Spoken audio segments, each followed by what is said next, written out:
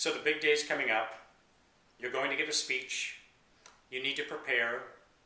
How do you rehearse properly? Well, I'm going to give you two suggestions: verbalization and visualization.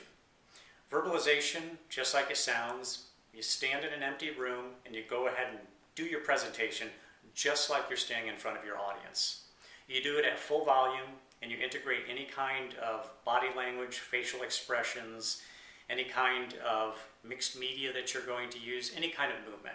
So you're basically doing a dry run of your presentation, but you're doing it just like the audience is there.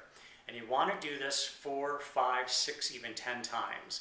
Keep doing it until you feel very comfortable with the material, that you feel like you've mastered the material and you're ready to go in front of the live audience. Now, less talked about is visualization. We've all heard of visualization. Most of us have probably done it. You sit in a chair or any kind of comfortable place, close your eyes, and put yourself on game day in front of that audience. Visualize yourself delivering that speech. And what you'll find is that it activates the senses in a way that verbalization falls maybe a little bit short on.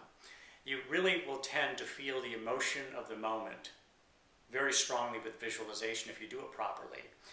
And what about proper visualization? Well, the first thing that you need to really disabuse yourself of is this notion that proper visualization means seeing a high-definition movie screen in front of your face with crystal clear images.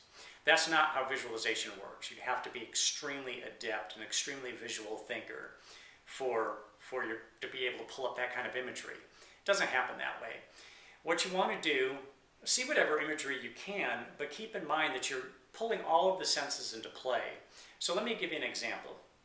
Let's say I ask you to sit down and close your eyes and imagine yourself on a beach. Now, there's a good chance that you're not going to be able to pull much in the way of imagery into the mind's eye, but I bet you will have very little, if any, difficulty hearing the ocean surf or feeling the warmth of the sun on your back or the chill of an ocean spray hitting you or the warmth of the sand under your feet, the seagulls flying by. All of those things probably will come much more readily than the actual visuals. And that's just fine. So you do the same thing when you're visualizing your presentation. You might not see that audience out there. The venue itself might be a mystery because maybe you've never been to the venue, but you know what it feels like to present assertively, to feel confidence, to feel energized, to go ahead and hear your voice projecting in a big way, and to feel that interaction with the audience, and to hear that audience applause at the end of your presentation. So think about visualization. Many people just bypass it entirely. Many people don't even think about using visualization. I highly recommend you use both the verbalization and the visualization. With verbalization, you're going to create muscle memory so that when you're under pressure on that day, you're going to be able to fall back on all that practice you put in.